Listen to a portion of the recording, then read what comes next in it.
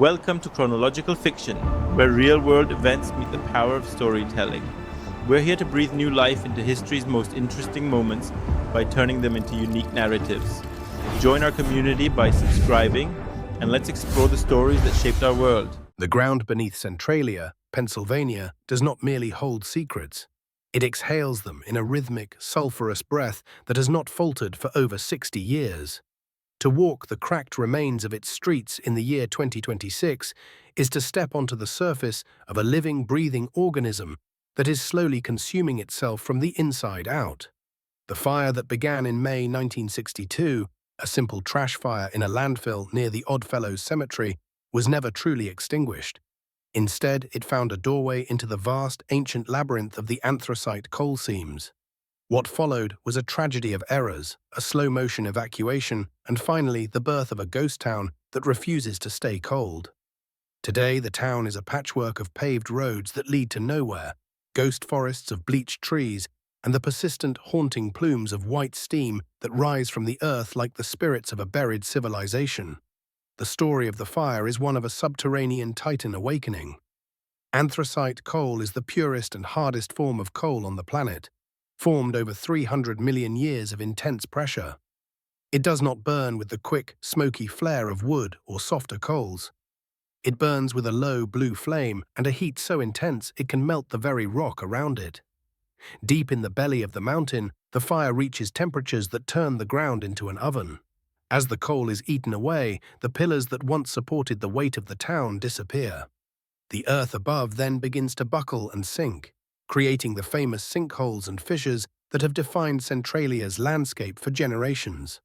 The fire is not just a disaster, it is a reshaping of the world, a geological event triggered by a single match. Elias Thorne is one of the few who remained, long after the government declared the land unsafe and the postal service stopped delivering mail. He lives in a small house on the edge of the impact zone, a place where the air always carries the faint metallic scent of burnt minerals. Elias does not view himself as a resident of a town, but as a guardian of a boundary. Every morning, he begins his walk along the front, the invisible line where the fire is currently moving through the coal veins.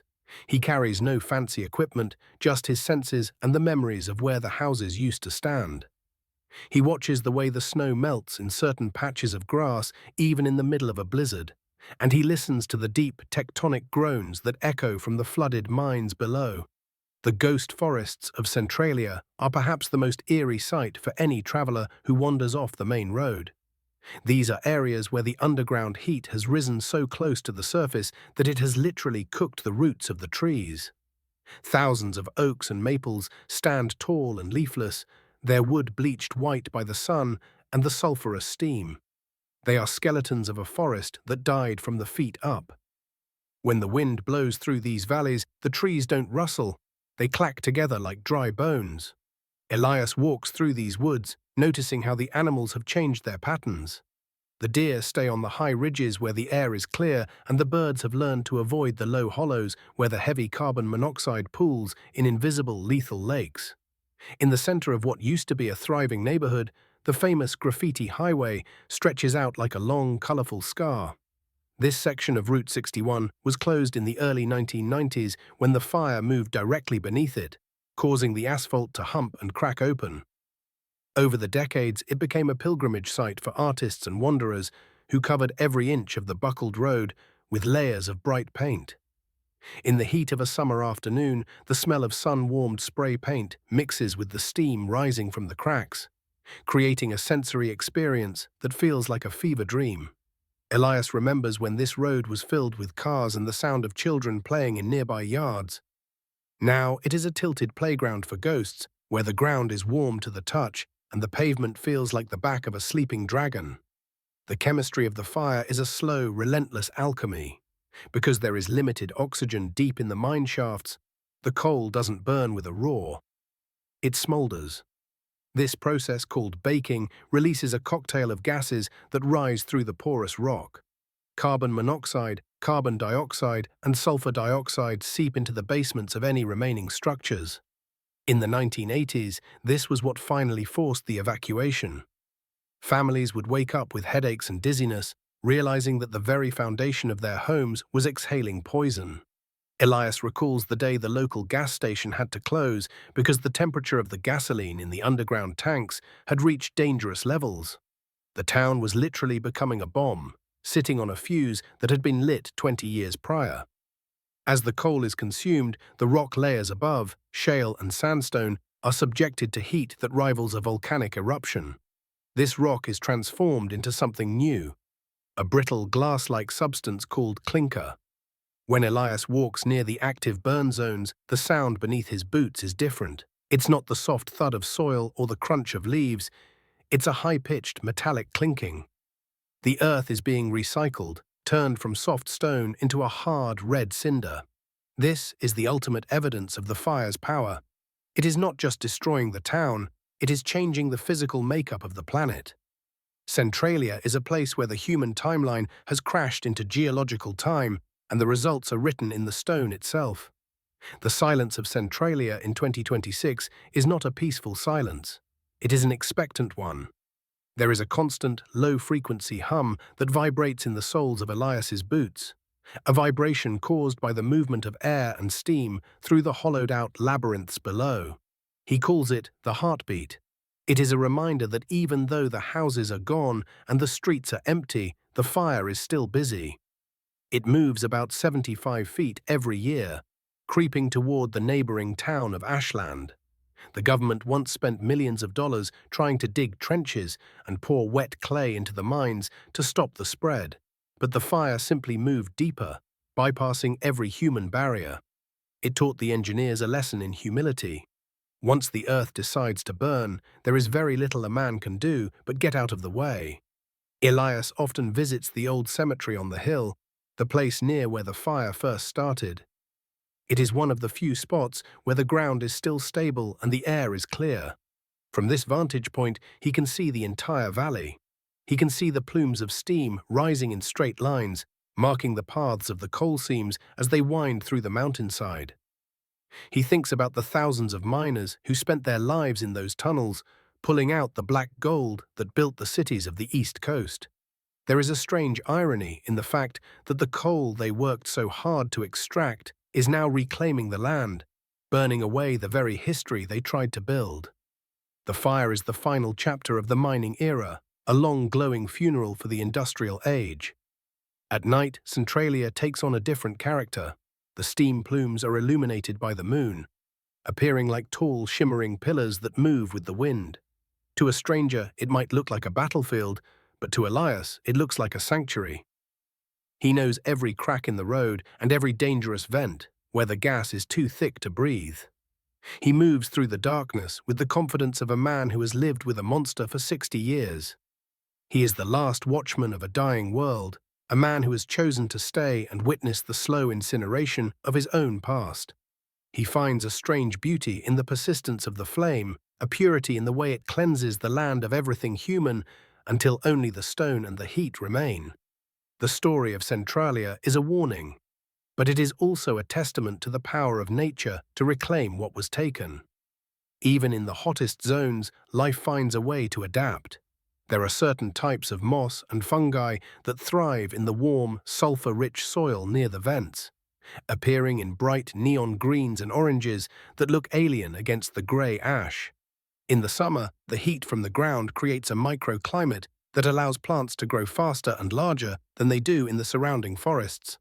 The fire has created a new ecosystem, a strange subterranean heated garden that thrives on the energy of the disaster. Elias watches the deer graze on the lush grass near the steam vents, realizing that even in the heart of a ghost town, the cycle of life continues, fueled by the very fire that destroyed it. By the year 2026, the legend of Centralia has spread far and wide, drawing curious travelers from across the globe. They come to walk the graffiti highway and take pictures of the steam, but they rarely stay long. The heat and the smell of sulfur eventually drive them away, back to the world of cold ground and fresh air. But for Elias, there is nowhere else to go.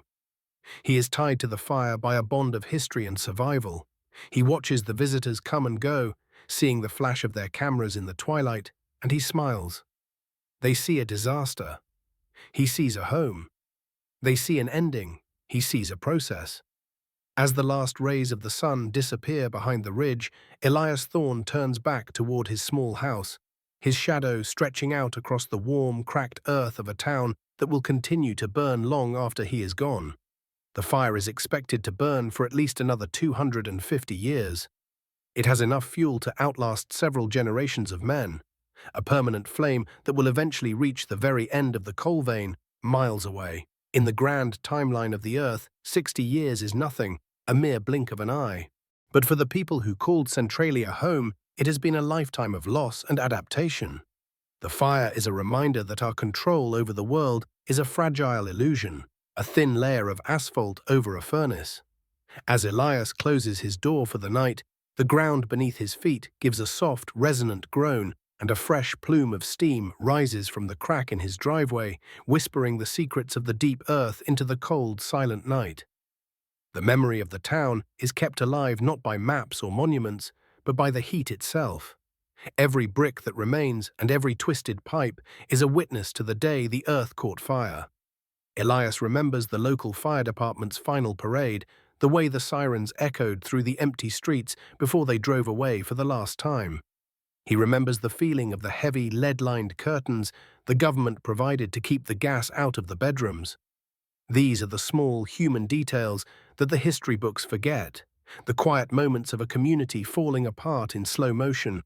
The fire didn't just burn the coal, it burned the connections between people, leaving only the solitary watchman to count the years. In the end, Centralia is a place where the past refuses to be buried. Every time a new sinkhole opens or a new vent appears, the history of the town is thrust back into the light. It is a place of eternal return, where the energy of the ancient sun, trapped in the coal for millions of years, is finally being released. Elias Thorne stands on the edge of the ridge one last time before the moon reaches its peak, looking down at the glowing heart of the valley. He sees the steam, he feels the warmth, and he hears the heartbeat of the mountain. He is exactly where he belongs. In the center of the fire, at the end of the world, waiting for the ground to speak its final word. The story of Centralia is a chronicle of gravity and heat, a slow-motion collapse that has turned a bustling mining hub into a landscape of jagged edges. By the 60-year mark, the town's layout has been rewritten by the fire's hunger. Elias Thorne stands on the edge of what used to be his neighbor's garden, but the fence now hangs over a steaming abyss. When the coal pillars deep below turn to ash, the weight of the mountain above becomes too much for the hollowed earth to bear. This is the science of the sinkhole. The rock layers don't just fall, they bend, twist, and eventually snap, creating deep vertical shafts that act as chimneys for the fire's breath. Elias remembers the 1980s, the decade of the Great Sinking. He recalls the day a young boy was nearly swallowed by a hole that opened beneath his feet in a backyard. That hole was a warning from the deep. It revealed that the fire wasn't just staying in the tunnels, it was moving upward, eating the very soil that people walked on. Today, those holes are everywhere, hidden beneath the tall, dry grass. To walk through Centralia in 2026 is to navigate a minefield of invisible traps. One wrong step could lead to a pocket of air heated to 300 degrees, or a drop into a cavern where the coal is still glowing red. The water of Centralia has its own dark tale.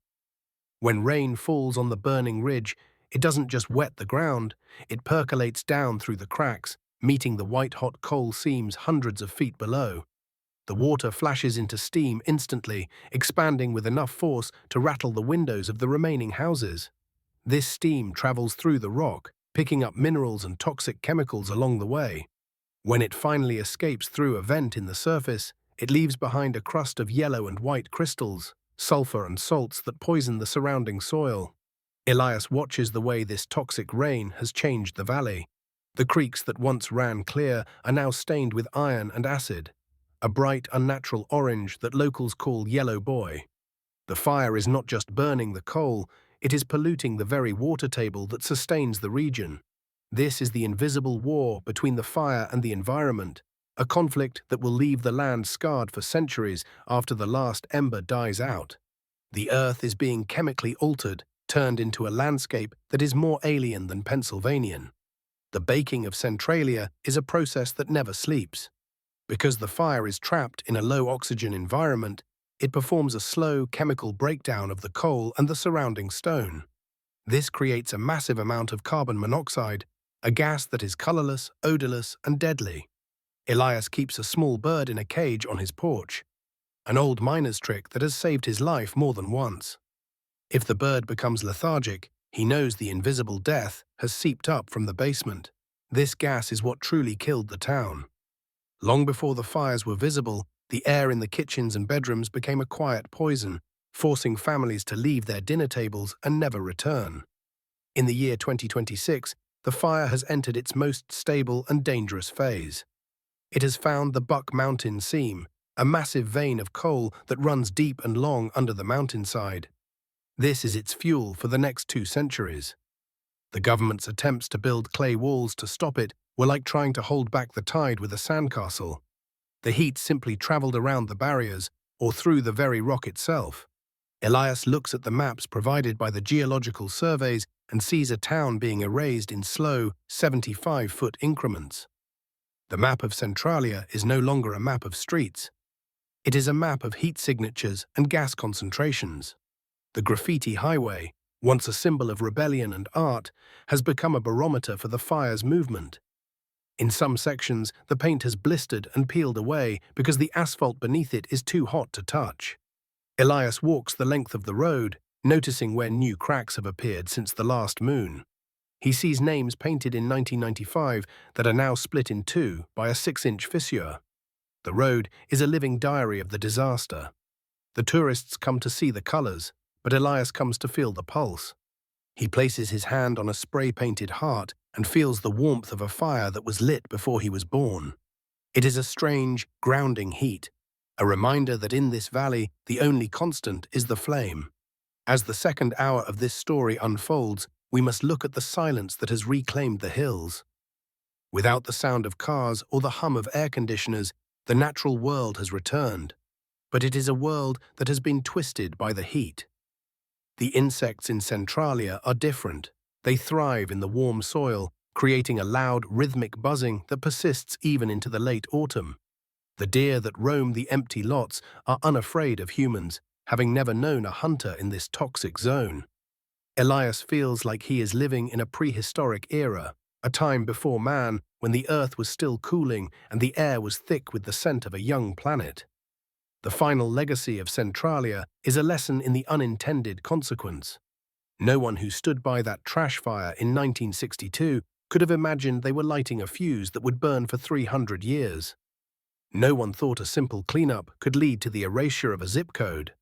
Elias Thorne is the witness to this lesson. He is the one who stays to remind the world that our footprints on this earth are often deeper and hotter than we realize. As the steam rises around him in the midnight cold, he stands as a solitary figure against the grey, a man who knows that some fires don't just burn, they redefine the very ground we call home. The story of Centralia is a chronicle of gravity and heat, a slow-motion collapse that has turned a bustling mining hub into a landscape of jagged edges.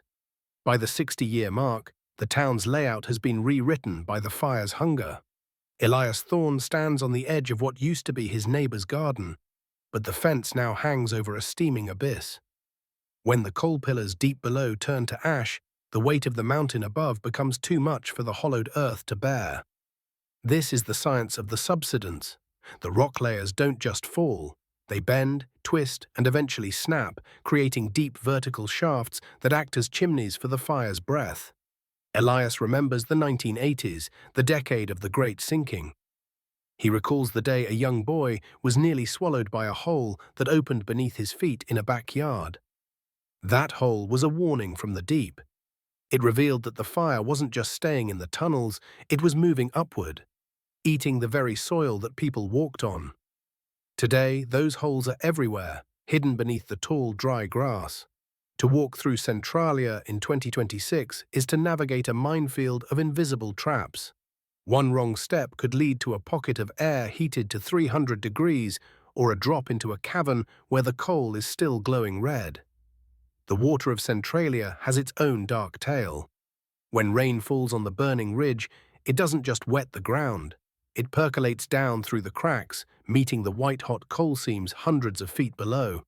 The water flashes into steam instantly, expanding with enough force to rattle the windows of the remaining houses. This steam travels through the rock, picking up minerals and chemicals along the way. When it finally escapes through a vent in the surface, it leaves behind a crust of yellow and white crystals, sulfur and salts that poison the surrounding soil. Elias watches the way this toxic rain has changed the valley. The creeks that once ran clear are now stained with iron and acid, a bright, unnatural orange that locals call Yellow Boy. This happens when the water reacts with the pyrite in the coal and the surrounding rocks. The fire is not just burning the coal, it is polluting the very water table that sustains the region. This is the invisible war between the fire and the environment, a conflict that will leave the land scarred for centuries after the last ember dies out. The earth is being chemically altered, turned into a landscape that is more alien than Pennsylvanian. The baking of Centralia is a process that never sleeps. Because the fire is trapped in a low-oxygen environment, it performs a slow chemical breakdown of the coal and the surrounding stone. This creates a massive amount of carbon monoxide, a gas that is colorless, odorless, and deadly. Elias keeps a small bird in a cage on his porch, an old miner's trick that has saved his life more than once. If the bird becomes tired or falls over, he knows the invisible death has seeped up from the ground. This gas is what truly killed the town. Long before the fires were visible, the air in the kitchens and bedrooms became a quiet poison, forcing families to leave their dinner tables and never return. In the year 2026, the fire has entered its most stable and dangerous phase. It has found the Buck Mountain seam, a massive vein of coal that runs deep and long under the mountainside. This is its fuel for the next 2 centuries. The government's attempts to build clay walls to stop it were like trying to hold back the tide with a sandcastle. The heat simply traveled around the barriers or through the very rock itself. Elias looks at the maps provided by the geological surveys and sees a town being erased in slow 75-foot increments. The map of Centralia is no longer a map of streets, it is a map of heat signatures and gas concentrations. The graffiti highway, once a symbol of art and memories, has become a barometer for the fire's movement. In some sections, the paint has blistered and peeled away because the asphalt beneath it is too hot to touch. Elias walks the length of the road, noticing where new cracks have appeared since the last moon. He sees names painted in 1995 that are now split in two by a 6-inch fissure. The road is a living diary of the disaster. The tourists come to see the colors, but Elias comes to feel the pulse. He places his hand on a spray-painted heart and feels the warmth of a fire that was lit before he was born. It is a strange, grounding heat, a reminder that in this valley, the only constant is the flame. As the second hour of this story unfolds, we must look at the silence that has reclaimed the hills. Without the sound of cars or the hum of air conditioners, the natural world has returned. But it is a world that has been twisted by the heat. The insects in Centralia are different. They thrive in the warm soil, creating a loud, rhythmic buzzing that persists even into the late autumn.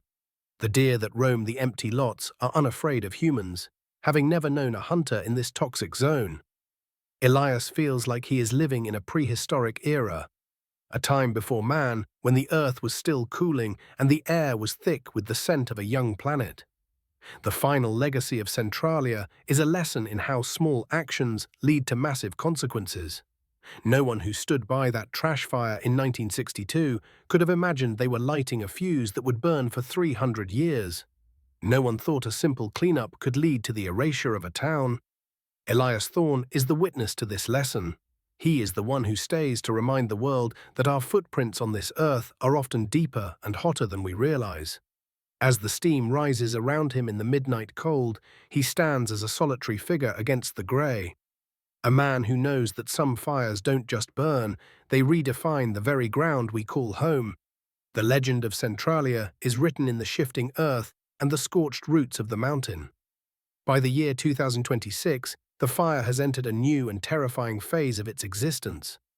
It is no longer just a subterranean furnace. It has become a master architect of a new, hollow world.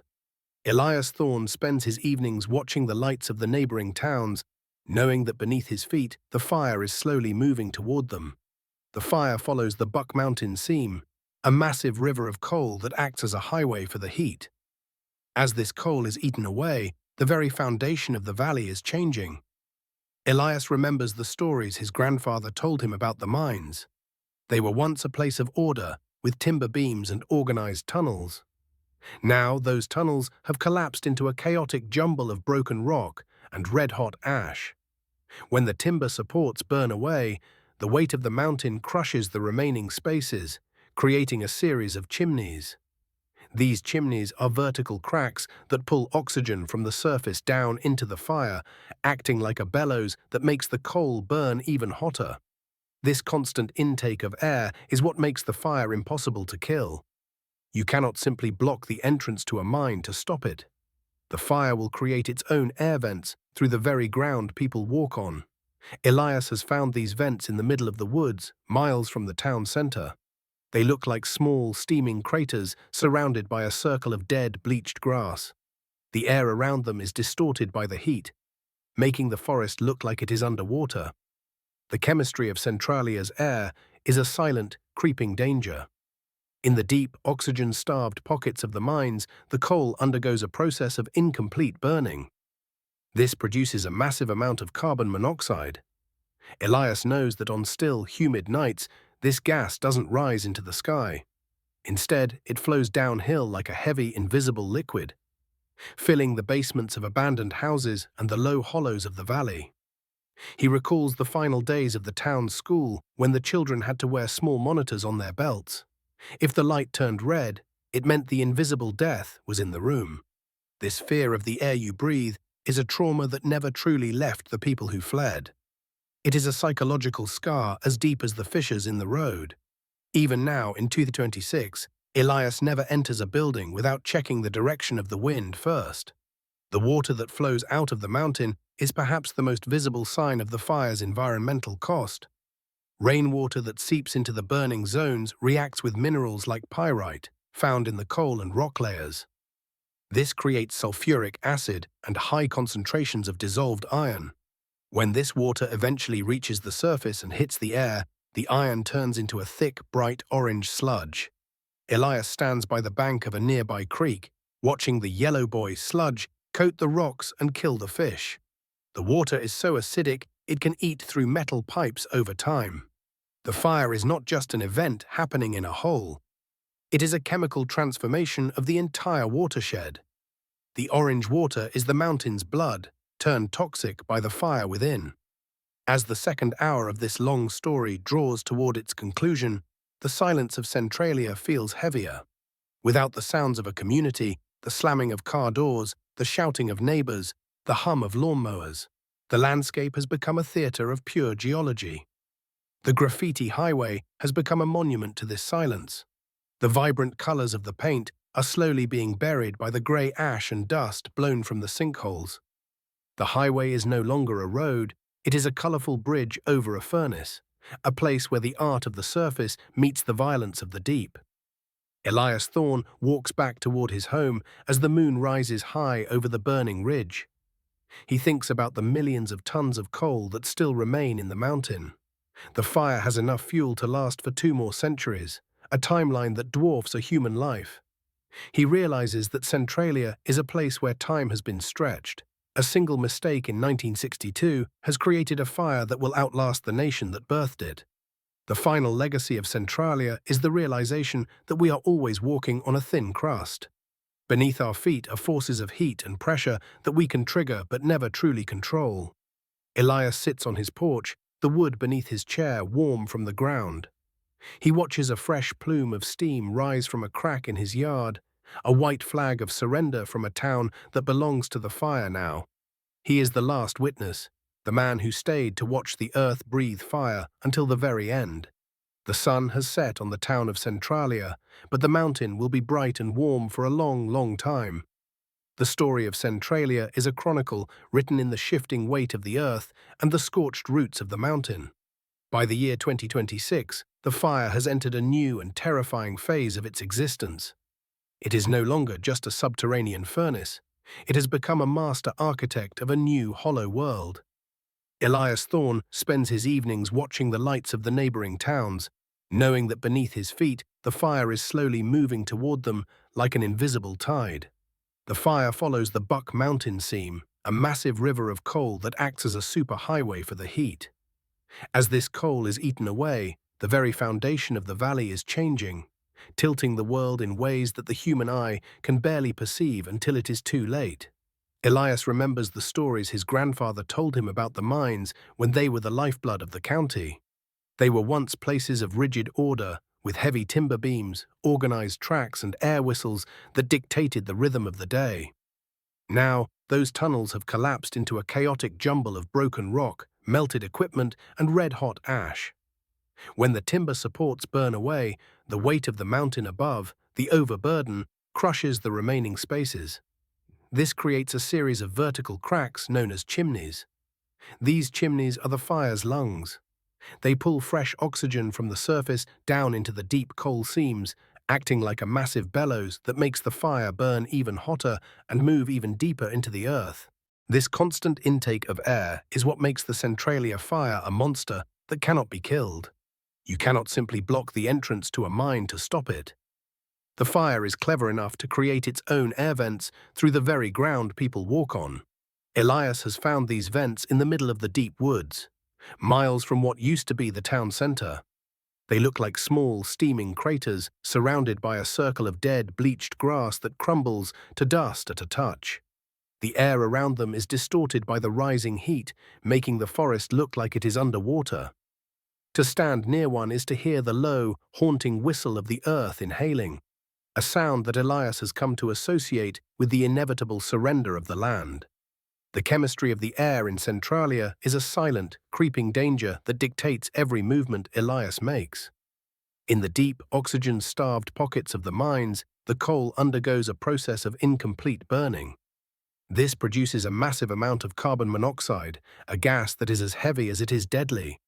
Elias knows that on still, humid nights, this gas doesn't rise into the sky and disappear. Instead, it flows downhill like a heavy, invisible liquid, filling the basements of abandoned houses and the low hollows of the valley where children once played. It is a pool of death that gives no warning, no smell, and no color to indicate its presence.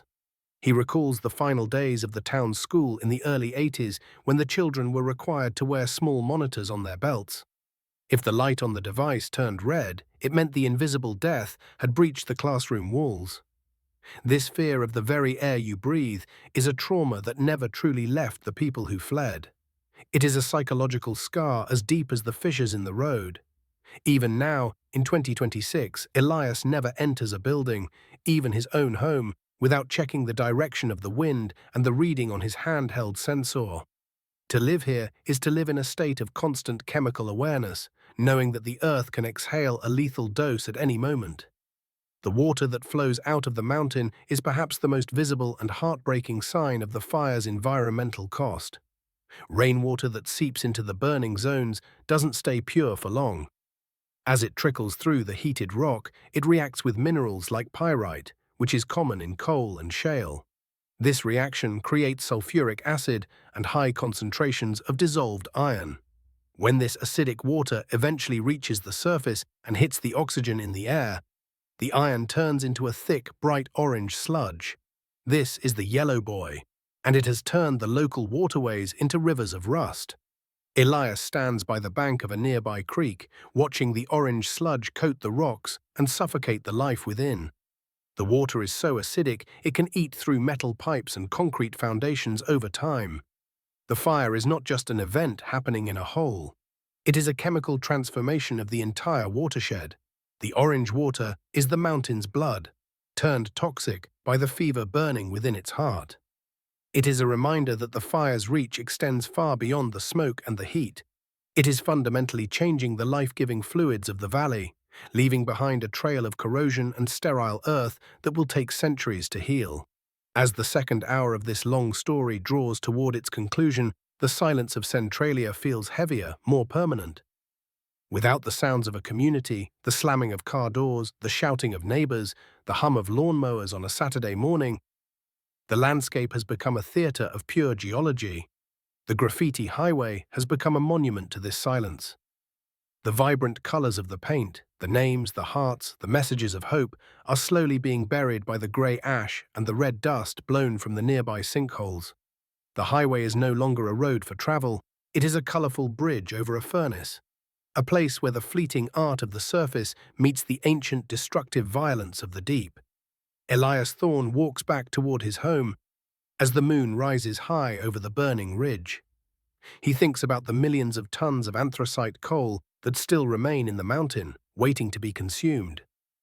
The fire has enough fuel to last for 2 more centuries, a timeline that dwarfs the span of a human life or the history of most nations. He realizes that Centralia is a place where time has been stretched out of shape. A single match struck in 1962 has created a fire that will outlast the people who lit it, the town that ignored it, and perhaps even the memory of what the town was meant to be. The final legacy of Centralia is the realization that we are always walking on a thin, fragile crust. Beneath our feet are forces of heat, pressure, and ancient carbon that we can trigger with a simple mistake, but can never truly control once they are unleashed. Elias sits on his porch, the wood beneath his chair warm from the ground. He watches a fresh plume of steam rise from a crack in his yard, a white flag of surrender from a town that belongs to the fire now. He is the last witness, the man who stayed to watch the earth breathe fire until the very end. The sun has set on the human town of Centralia, but the mountain will be bright, warm, and dangerous for a long, long time. Elias Thorne's walk took him past the skeletal remains of the Oddfellows Cemetery, a place where the fire had first introduced itself to the living. In 2026, the irony of this location is not lost on anyone who knows the history. The graves here belong to the miners who spent their youth in the dark, and now the coal they failed to reach is burning directly beneath their headstones. The heat has caused the cemetery ground to heave and tilt, pushing ancient marble markers at impossible angles. Some have toppled entirely, sinking into the softening earth as if being reclaimed by the men they were meant to honor. On particularly cold nights, the steam rises from between the graves, wrapping the stone crosses in a thick white shroud that makes the entire hillside look like it is floating in the clouds. The fire has also created a new kind of ghost architecture. As the row houses were torn down or fell into their own basements, the empty spaces were filled with a wild, aggressive nature. But it is a nature that has been warped by the constant warmth. In Centralia, the seasons are a suggestion rather than a rule. Because the ground never freezes, certain plants stay green long after the first frost has turned the rest of Pennsylvania brown. Elias often sees flowers blooming in the middle of January near the hotspots, their petals covered in a thin layer of ash instead of snow. This artificial spring is a hollow victory, however. The plants are often stunted or strangely colored, fed by a soil that is rich in sulfur but poor in everything else. The true terror of Centralia, 60 years in, is the subterranean soundscape. For the people who live in the surrounding towns, the fire is a visual thing, smoke and cracked roads. But for Elias, who lives on top of it, the fire is an auditory experience. When the silence of the night settles over the valley, he can hear the great collapse happening in real time. It starts with a sound like a distant gunshot, the snapping of a massive rock layer deep underground. Then comes a long, low rumble as thousands of tons of shale slide into the vacuum left by the burnt coal. Finally, there is the hiss, the sound of the fire rushing into the new space, feasting on the fresh oxygen that has just been pulled down from the surface. The science of this collapse is a nightmare for engineers. It is called vandalizing the strata. When the coal is gone, the layers of rock above don't fall neatly. They shatter into a disorganized mess of jagged blocks. This creates a rubble zone that is full of air pockets. These air pockets allow the fire to jump from one seam to another, bypassing any barriers that humans try to put in its way. This is why Centralia cannot be saved. The mountain has become a giant sponge made of fire and air, and there is no way to squeeze the heat out of it.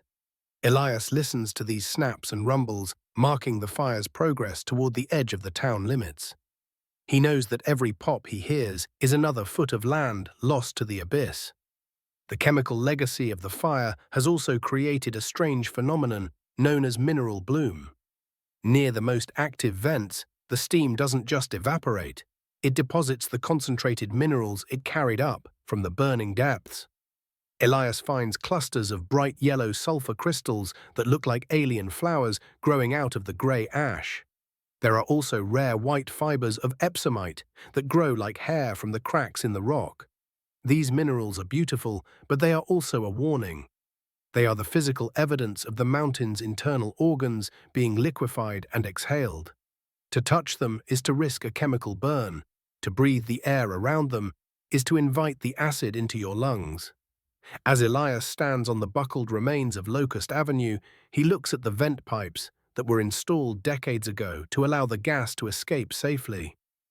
Many of them are now tilted or half buried by the shifting earth. They stand like rusted sentinels, whistling in the wind as the hot gas rushes through them. In the 1980s, these pipes were a symbol of hope, a way to manage the disaster. Now, they are a symbol of surrender. They are the exhaust pipes of a machine that no one knows how to turn off.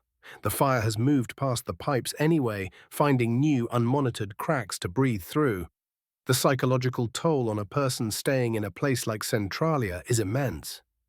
Elias lives in a world where the floor is never truly still and the air is never truly clean. He has become a master of atmospheric reading. He knows that a certain shade of orange in the sunset means there is too much sulfur in the air, and a certain type of morning fog is actually a low-lying cloud of carbon dioxide. He has learned to live with the Centralia headache, a dull throb behind the eyes that comes from the constant, low-level exposure to mine gases. He is a human barometer, a living record of the fire's influence on the body and the mind. The story of Centralia is also the story of the abandoned heirlooms. When the final evacuation orders were carried out, many families were given only days to pack their lives into trucks. In the rush, they left behind the things that were too heavy or too broken to move: rusted swing sets, cracked garden gnomes, and the heavy foundations of their ancestral homes. Elias finds these things in the tall grass, a child's tricycle half melted into the asphalt, or a set of porcelain dishes resting in the dirt where a kitchen once stood. These objects are the small histories of the town, the physical memories of a community that was literally burnt out of existence. As the sun dips below the horizon, the heat shimmer becomes even more visible against the darkening sky. The air above the main fissures begins to glow with a faint, ghostly light, a trick of the moonlight reflecting off the dense steam and the heat-distorted air. Elias Thorne walks back to his porch, his boots crunching on the clinker rock that used to be a fertile valley. He sits in his chair and feels the warmth of the mountain rising through the floorboards. He is not afraid. He has lived with this fire for 60 years, and in that time, he has come to understand its language. It is a language of heat, gravity, and time, a language that tells him that while men may build towns, it is the earth that decides how long they stay. The fire will continue its slow crawl toward the town of Ashland. It will eat its way through the Mammoth and Skidmore seams, moving like a glowing worm through the dark. It will outlive Elias, and it will likely outlive the memory of the trash fire that started it all. Centralia is a place where the human clock has stopped, but the geological clock has sped up. It is a place of eternal autumn, where the trees are always bare and the ground is always warm. As the last watchman closes his eyes, the mountain gives one final deep groan and a new plume of steam rises from the cemetery. A white signal flare in the dark, reminding the world that the fire is still here and it is still hungry. Elias Thorne's path eventually led him to the graffiti highway, but today he avoided the vibrant colors of the asphalt. Instead, he moved toward the valley floor where the heat was most concentrated and the earth was most unstable. In the year 2026, the fire has created what Elias calls the internal ocean. This is a massive reservoir of boiling water and steam trapped within the abandoned mine shafts. As the coal burns, it leaves behind giant hollow caverns. When the groundwater seeps into these chambers, it creates a high-pressure environment similar to a boiler. This pressure must find a way out, and it does so by forcing its way through the overburden, the hundreds of feet of rock and soil that separate the fire from the sky. The result is a landscape that feels more like a volcanic island than a Pennsylvania mountain. In this part of Centralia, the ground is a network of vents and blowholes. Elias watches as a geyser of sulfurous steam erupts from a crack near an old fire hydrant, shooting 20 feet into the air. The sound is a constant, deafening roar, like a jet engine muffled by the earth. This is the sound of the mountain exhaling its internal pressure. The heat here is so intense that the very soil has changed color. The dark, rich earth of the Appalachian forest has been baked into a pale, dusty gray, stripped of all moisture and organic life. As he walked, Elias noticed a group of thermal tourists in the distance, huddled near a large fissure. They were holding long metal poles over the crack, cooking hot dogs and marshmallows in the rising heat. He shook his head. To them, this was a weekend curiosity, a story to tell at dinner parties. They didn't understand that the heat they were using to cook their lunch was the same heat that had dissolved 1,000 family histories. They didn't see the subsurface plume, the invisible cloud of toxic gases that swirled around them. Elias knew that if the wind shifted just a few degrees, those tourists would be gasping for air, their lungs seared by the acidic vapor. The science of these gases is the true silent terror of Centralia. In the year 2026, the fire is eating through a particularly dirty vein of coal, one high in sulfur and mercury. When this coal burns, it doesn't just produce carbon dioxide, it releases a toxic stew of heavy metals and sulfuric acid into the air. Elias has seen the effect this has on the local wildlife. He found a group of crows near the vent pipes, their feathers brittle and their eyes clouded by the acidic steam.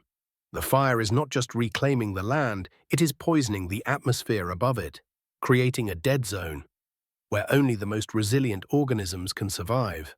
Elias eventually reached the site of the 1966 time capsule. It was supposed to be opened in 2016 to celebrate the town's centennial, but the ground had become too dangerous to excavate. Now, 10 years past its intended opening, the capsule is sitting directly in the path of a massive subsidence crater. The earth around the marker has begun to spiral inward, a slow-motion whirlpool of soil and stone.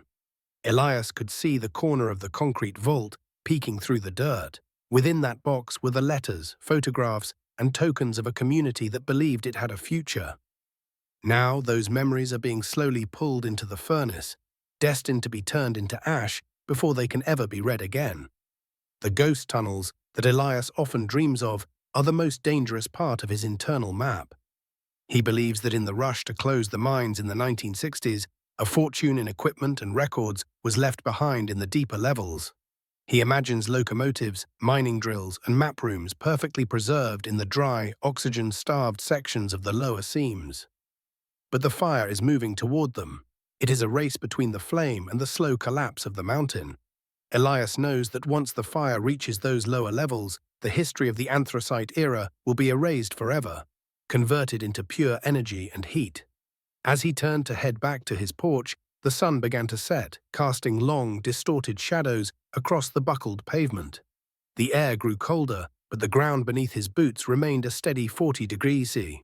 This temperature difference created a low-lying ground fog that clung to the fissures, making it look as though the town was floating on a sea of milk. Elias stopped to listen one last time. He heard the deep, resonant boom of a roof collapse 300 feet below, a sound that vibrated through his bones. It was a reminder that the work of the fire is never done. It is a relentless, unthinking force that will continue to eat, breathe, and collapse until the very last atom of carbon is gone. Elias Thorne sat on his porch and watched the steam rise into the starry sky. He felt like the last man on Earth, a solitary witness to the slow incineration of a world. He wasn't sad. There was a certain peace in the finality of it. The fire had a purity that the human politics of the town never had. It didn't care about property lines, lawsuits, or eminent domain. It only cared about the heat. And as the last watchman of Centralia closed his eyes for the night, he knew that the mountain would keep him warm just as it had for 60 years, and just as it would for 200 more. The fire was his neighbor, his history, and his future, all burning together in the cold, silent dark of the Pennsylvania night. Elias Thorne's curiosity eventually led him to the edge of the Buck Mountain fault line, where the earth had been forced upward by the crushing weight of the collapsing mines below. In the year 2026, the fire has created a new phenomenon that Elias calls the glass veins. These are sections of the subsurface where the heat has been so intense and so consistent, exceeding 1000 degrees UL, that the sandstone and quartz in the soil have actually melted and fused into a dark, jagged glass. When the ground shifts and cracks, these glass veins are pushed to the surface, glinting in the moonlight like the shards of a broken mirror. Walking through this area is like navigating a field of razors. The glass is sharp enough to cut through the thickest leather boots, a reminder that the fire is not just burning the town, but physically melting its foundations. Elias turned away from the glass fields and headed toward the outskirts of the former West Park neighborhood. There, hidden beneath a canopy of dead, ash-covered hemlocks, stood the remains of a secret government monitoring station. It was a small, windowless concrete bunker, partially sunken into the ground. In the late 1990s, this was the central nervous system for the state's efforts to track the fire's growth. Thousands of sensors had once fed data into the computers here, measuring gas concentrations and seismic vibrations. Now the bunker is abandoned, its steel door rusted shut, and its antennas bent like the legs of a dead spider. Elias pressed his ear against the cold concrete of the bunker. He didn't hear the hum of electronics. He heard the distant roar. This was the sound of the main fire front, which had now moved directly beneath the monitoring station. The bunker, once meant to observe the enemy, had been conquered by it. The heat radiating from the concrete was so high that the moss growing on its shaded side was literally sizzling. Elias realized that the government hadn't just given up on the town, they had lost the ability to even watch it. The sensors had likely melted or been crushed years ago, leaving the fire to grow in total unmonitored darkness. Driven by a strange impulse, Elias moved toward the ruins of the High Street Row. Most of the houses were gone, reduced to rectangles of tall grass and shattered bricks. However, one basement remained partially intact, its stone foundation holding back the weight of the mountain. Elias climbed down into the cool, dark space. To his surprise, it wasn't cool at all. The basement had become a heat sink. The fire was still 50 feet away, but the thermal energy was traveling through the bedrock, turning the stone walls into giant radiators.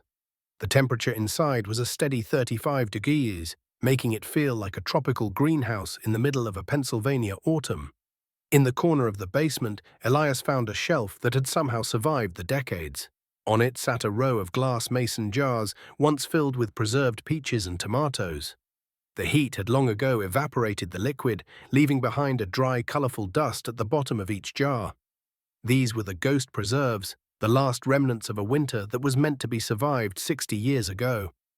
Elias touched one of the jars. It was warm to the touch, vibrating with the same low-frequency hum that possessed the entire valley.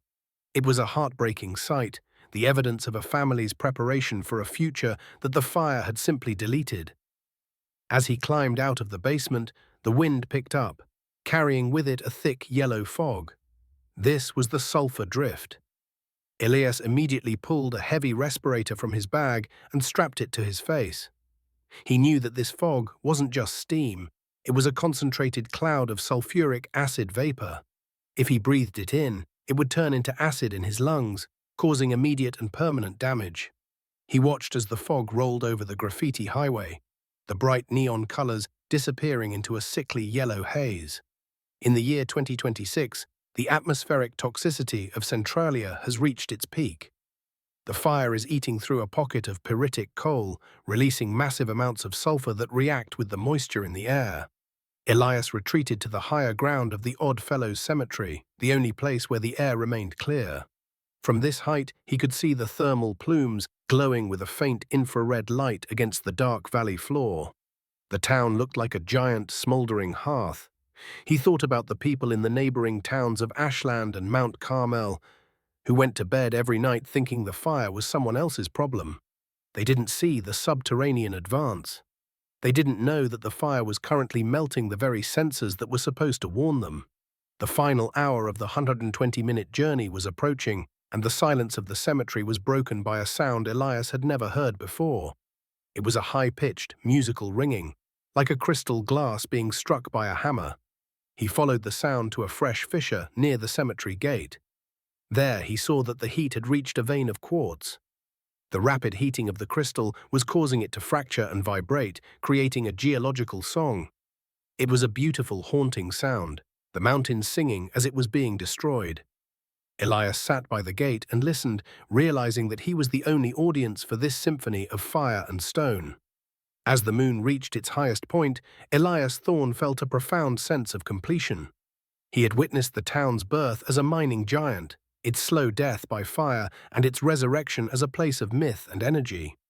He was the last thread connecting the human Centralia to the geological one. He stood up, his bones aching from the long walk, and looked down at his own shadow, cast long and thin by the glowing vents behind him. He wasn't just a man standing on a fire, he was a part of it. The carbon he exhaled was being matched by the carbon the mountain exhaled. Elias walked back to his small, warm house, the heartbeat of the ground guiding his steps. He knew that one day, perhaps soon, his own foundation would buckle and his house would join the others in the steaming abyss. But he wasn't afraid. To be swallowed by Centralia was to become part of the mountain's eternal heat. As he closed his door and lay down to sleep, the last thing he heard was the soft, rhythmic hiss of a steam vent in his yard. The sound of the earth breathing, a 60-year-old lullaby that would continue for 200 years more. The fire was not an ending. It was a transition, a slow, glowing transformation of a town into a legend of the deep earth. Elias Thorne woke to a sound that was neither the rumble of a collapse nor the hiss of a vent. It was a high-frequency vibration, a humming that made the very air in his small bedroom feel heavy and thick. In the year 2026, the fire has reached what the old mining maps called the Great Barrier, a massive wall of solid rock that the engineers of the 1960s believed would act as a permanent shield for the neighboring valleys. But the fire had not tried to burn through it. Instead, the heat had built up behind the rock wall for years, turning the area into a massive geothermal pressure cooker. The ground outside Elias's door was no longer just warm. It was beginning to sweat. The moisture in the soil was being pushed upward so fast that the surface looked like it was covered in a thin, shimmering oil. He stepped outside and saw that the ghost forest was undergoing a final violent change. The bleached trees, already dead for decades, were beginning to smoke. This wasn't because of a new fire on the surface, but because the internal temperature of the wood had reached the point of spontaneous combustion. One by one, the white trunks ignited, turning into pillars of blue flame that cast no shadows in the early morning light. He moved toward the center of the impact zone, where the graffiti highway made its final steep descent. The asphalt here had finally reached its breaking point.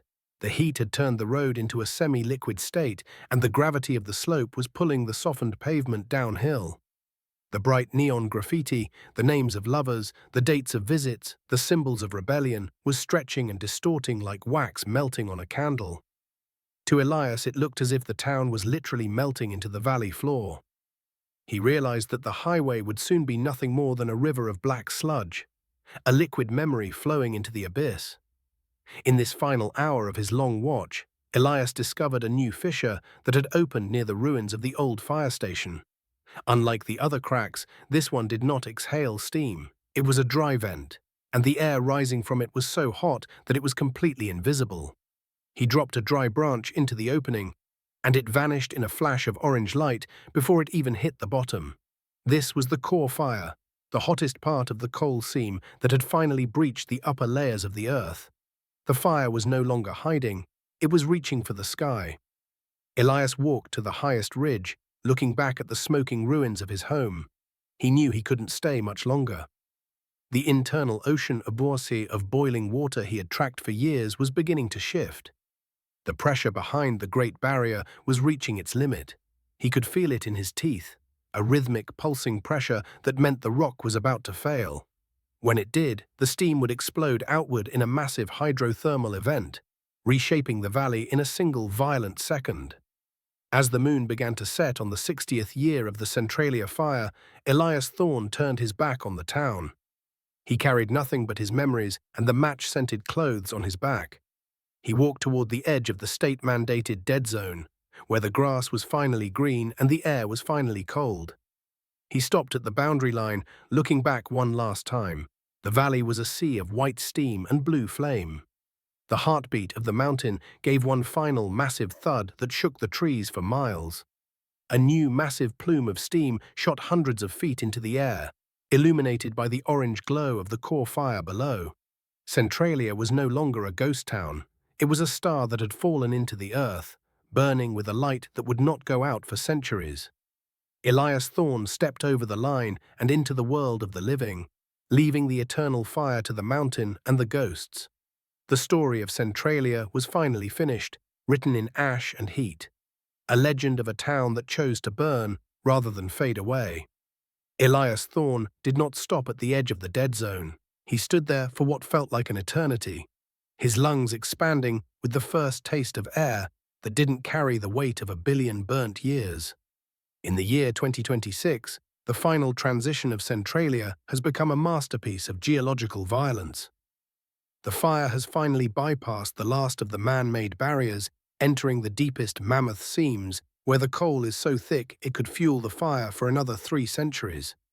The hum he had felt in his teeth grew into a roar that vibrated the very marrow of his bones. This was the great release. The ground behind him began to ripple. The softened asphalt of the graffiti highway, now a liquid river of black tar, was being pushed upward by a massive surge of underground gas.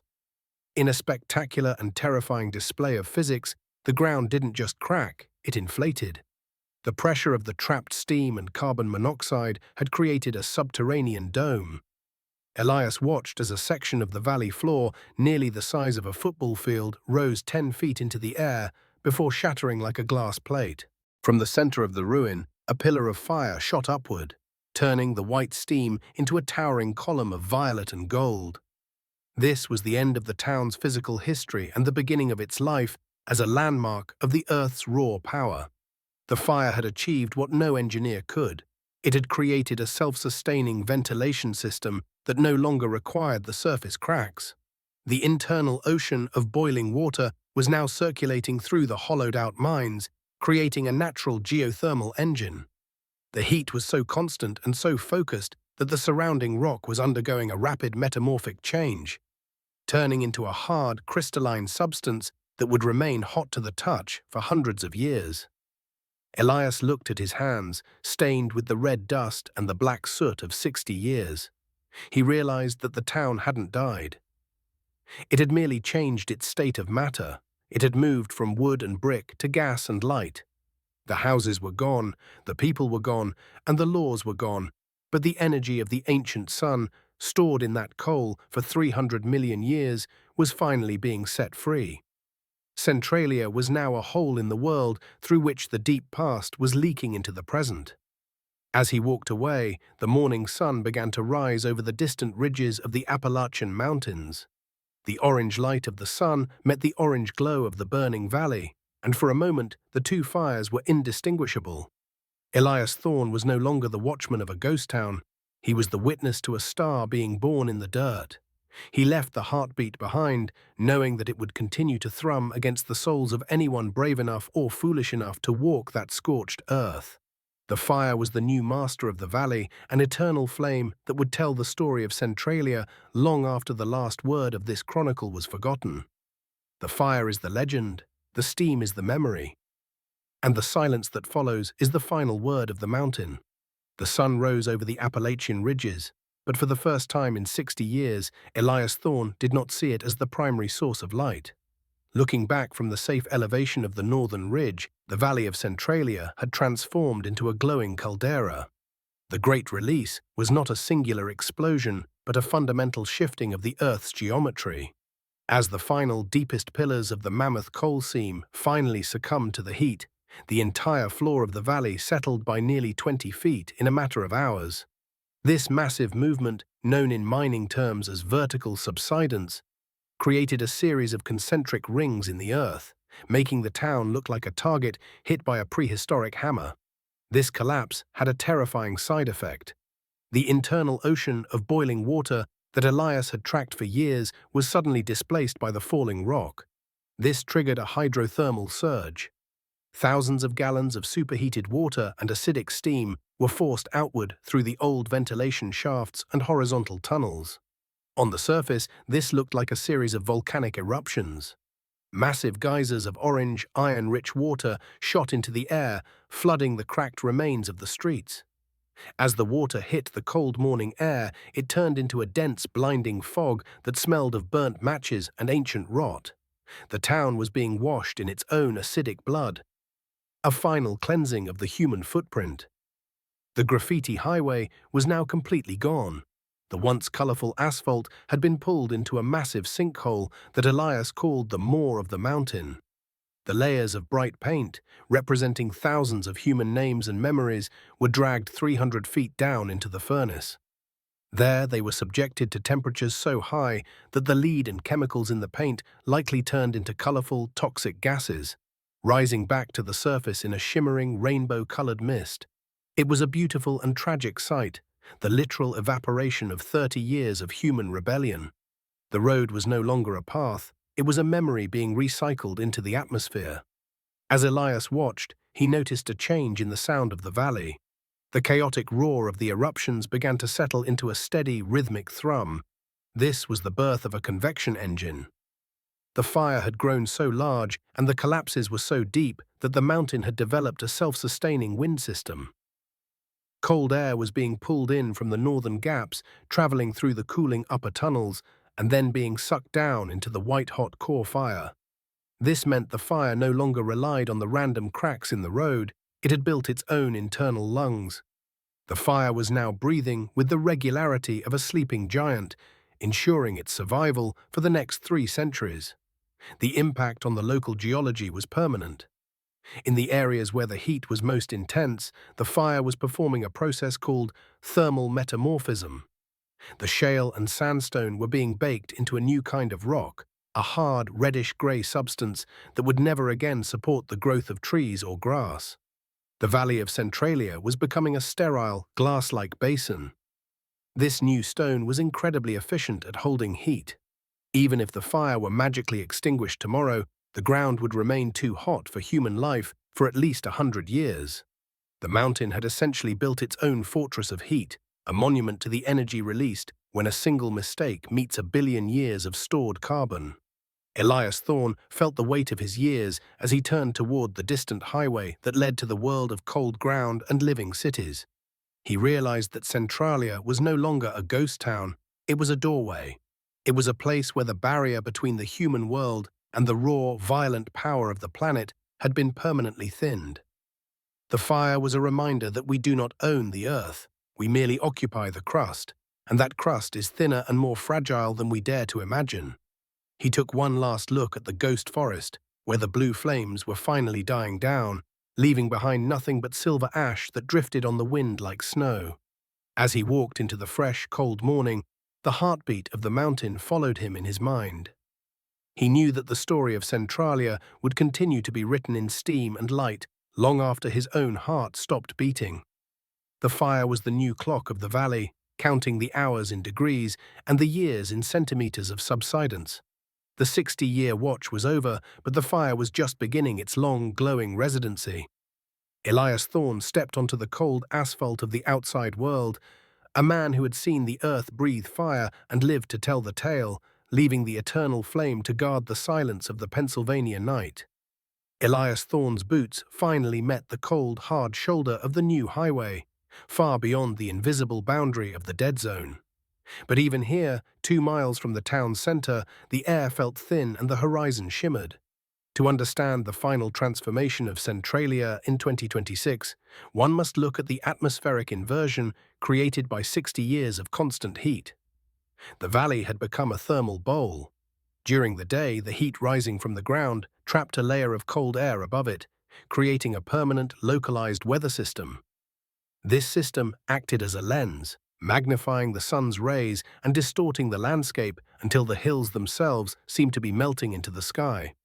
The fire was now feasting on the Skidmore seam, a secondary layer of coal that sat beneath the main town. This layer was unique because it was interspersed with pockets of ancient methane gas. As the fire front reached these pockets, The nature of the disaster changed from a slow smolder to a series of subterranean gas explosions. These were not audible as loud bangs on the surface. Instead, they felt like deep, heavy thumps that vibrated through the bedrock.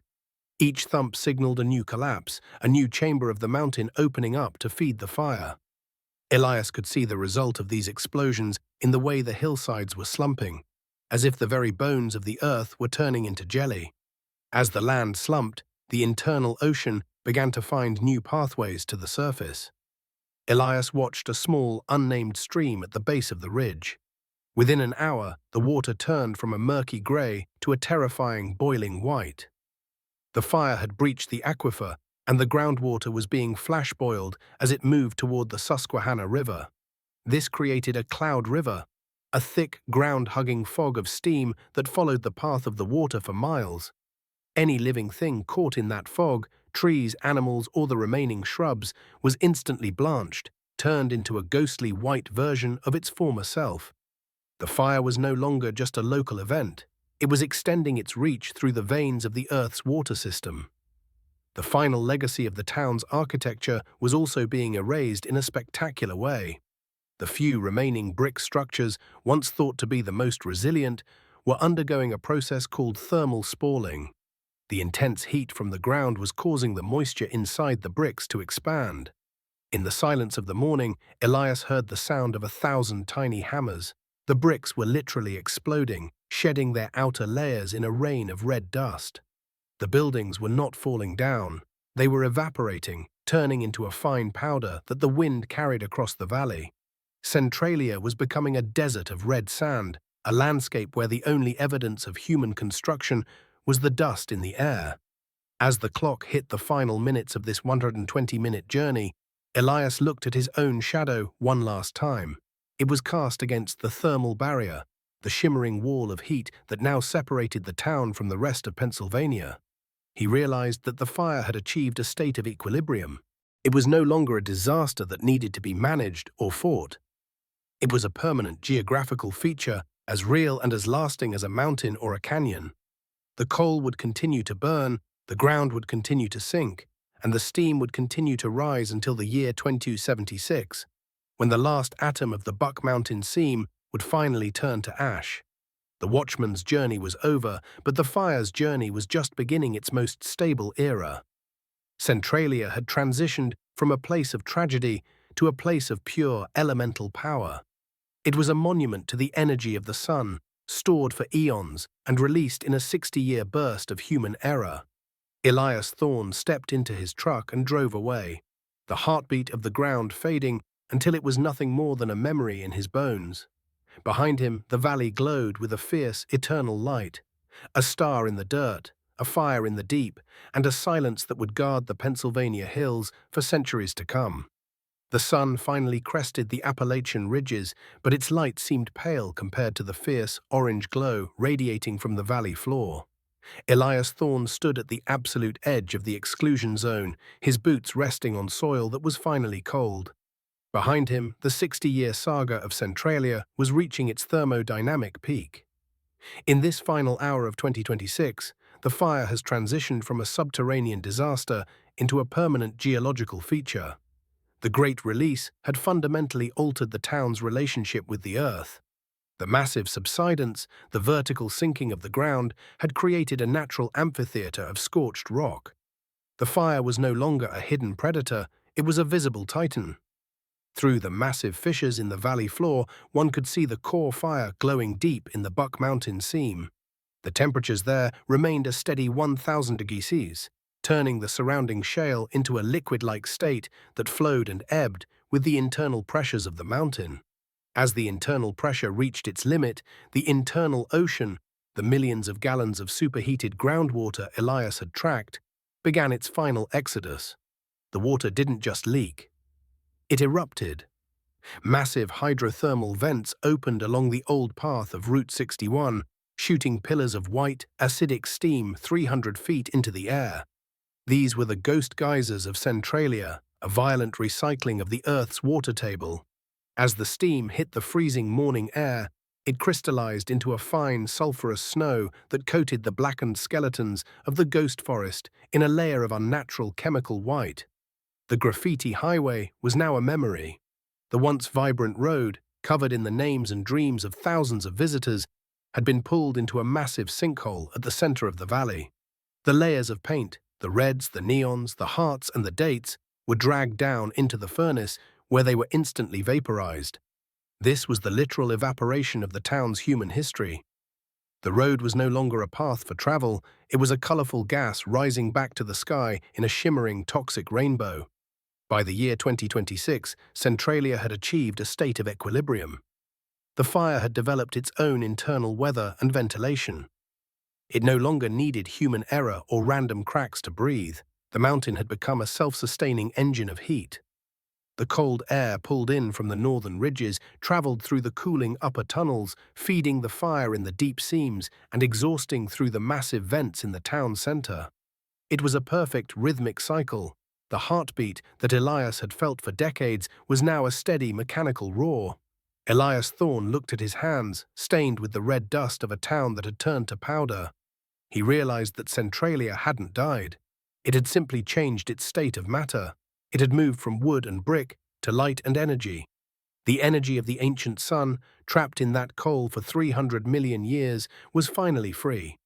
The town was now a doorway, a place where the thin crust of our world had finally worn through, revealing the raw, violent power that lives beneath our feet. As he turned his back and walked toward the distant highway, the heartbeat of the mountain faded into the background noise of the wind.